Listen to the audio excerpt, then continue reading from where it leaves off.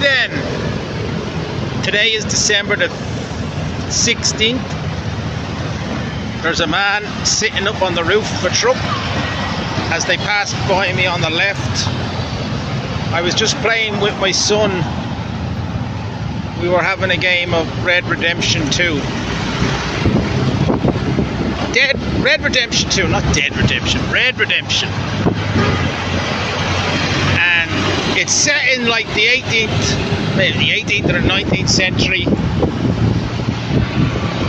on the western frontiers, on the cusp of the gold rush. And it's a first person narrative.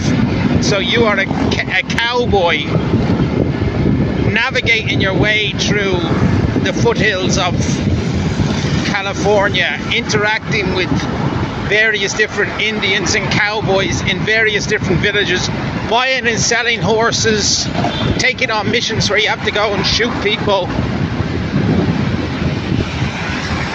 I just finished watching a TV show called American Primeval, and it's set in the same era where this woman with her son venture into a town very similar to the kind of thing you see in a computer game, where there is no law and order. And the TV show depicts exactly what it's like when there is no such thing as law and order, and when it's basically every man for himself and it's survival of the fittest, but yet there is some common decency amongst people for other people in certain circumstances. Like, there's a bit of chivalry. Men will go out of their way to help women, as the lead character does, the lead male character does for the female, even though there's money involved. In actual fact, you learn as the TV show progresses, he wasn't even motivated by money. Anyway, there are people who come in and out of each episode and who play quite a large role in the series, but then end up dying unexpectedly, depicting just the way life plays out. I was thinking to myself about an old friend of mine by the name of James O'Connor.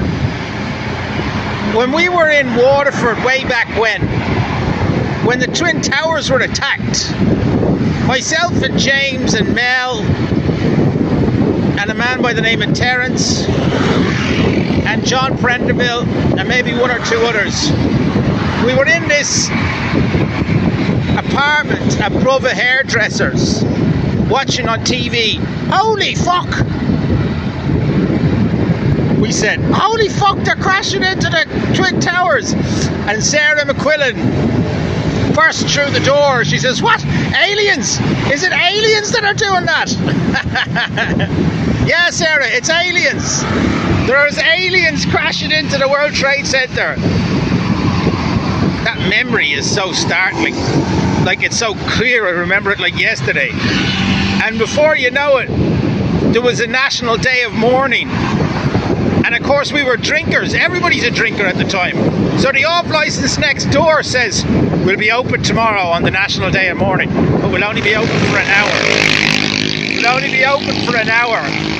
So you have to get your drink in before everybody else does. And sure enough, at 10:30 or 11:30 or whatever, there's a queue up and around the door. Everybody's queuing up to get their off license so that everybody can just get drunk for the day. What's that got to do with the Taliban and Bin Laden? We didn't even know at the time who Bin Laden was. We're still watching the shit on television, but we've got a day off, and that means we get to go drinking. And James O'Connor, right? That's who I was talking about. He was the cameraman in the YouTube documentary that myself and Terence and a few other peoples did called Justice Tums when we hitchhiked around Ireland in fancy dress. You'd see that on a different YouTube channel altogether. Connor hitchhikes around the Ireland. Look up Justice Tums on YouTube and you'll find it. So James was the cameraman. And after Justice Tums, James decided, do you know what? I'm going to walk from Scotland to New Zealand. Right? I'm going to walk from Scotland to New Zealand and I'm going to document it. And he got onto one of the United Nations or some fucking charity he was doing it for. And I remember he was interviewed, so he had quite a professional interview done before he set off. And then when he set off, did he have a bit of a website, or maybe we were tracking him on his Facebook? And he was fine in the Netherlands, and he walked down through Germany, and every now and then you'd see a little YouTube video and everything looked fine. And then he got into Turkey and there was nothing to be heard from him. He disappeared. He walked into the fucking Middle East and never came out. And for years afterwards we were all thinking, whatever happened to that man called James? Handsome James, we used to call him. This was when we all went on holidays to Prague one time. And the women used to drop at his feet. So he was nicknamed Handsome James. Anyway, what's that got to do with the price of potatoes in 2025? Fuck all, really. I'm 6 minutes and 20. Look at it, I'm not even filming properly where I'm going. Look at that bus full of people. That's a jeepney now, and if you want to take the jeepney, it's 20 pesos a shot. And you could be going 5 miles or you could be going 10 miles. If that jeepney is going in the same direction, you'll get there for 20 pesos. A grand old way to get around. Nice little dog. Anyway, we're just entering into Handu-Manan here. I'm on my Nova. The wind isn't as bad as it was the last time I tried to record, so I hope this one comes out. I'm getting gawked at, of course, because I'm talking into my phone while at the same time making a YouTube video. What the fuck is he doing making a YouTube video? He's gonna crash his bike. This is the modern day version of the diary. You know, men on coffin ships way back when would have found time enough to pull a diary out and dust off a fountain pen and enter in whatever it is that's going on in their head. Dear diary, it's the 16th of January 2000. No, it's the 16th of January 1861. I'm still on this feckin' coffin ship. Well, that's what 100 years and a bit of technology does to you. You suddenly find yourself not so much on a coffin ship, but stuck in Handu-Manan traffic, talking to yourself as other people gawk. So nobody ever even understands what the hell it is that I'm talking about. And again, nobody really... I haven't been sharing the links to any of my YouTube videos, so if anybody even is ever watching this, you lucky divils, you're one of the very few. You've stumbled across a gem. I should be up there at the top of YouTube alongside Bald and Bankrupt and Simon Wilson and that South African chap who disappears into the wilderness of Mexico. What's his name? The tall fella. Looks like something out of Rambo 2. I can't remember his name. Anyway, I guess what I probably have to do is start interviewing locals a little bit more. I did think about maybe I could smuggle a camera into the police station when I feed them. I brought a big bowl of food into police station 1 last night, and there were 13 lads there, starving hungry, only delighted when I presented them with this great big dish of food. What's that? They said to me. What's that food there? And I said, that's the Conor Maguire special. Tuna fish curry is what I make, basically.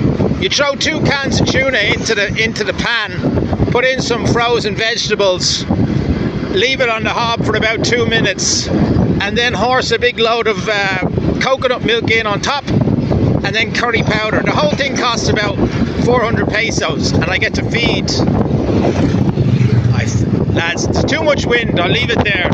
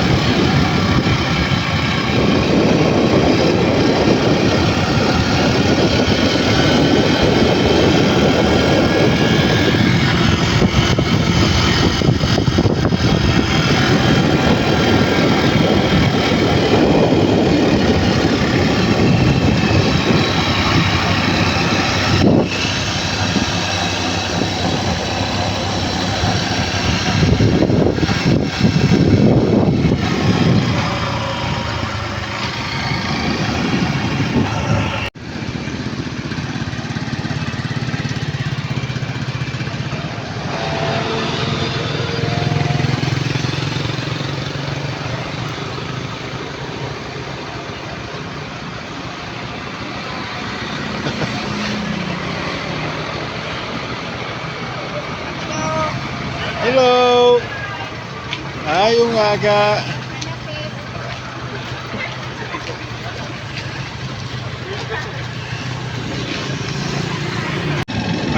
January the 17th.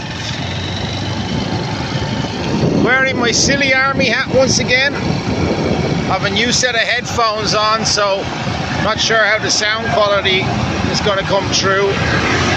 It's 6 a.m. in the morning. I'm out for a nice morning ride on the Honda.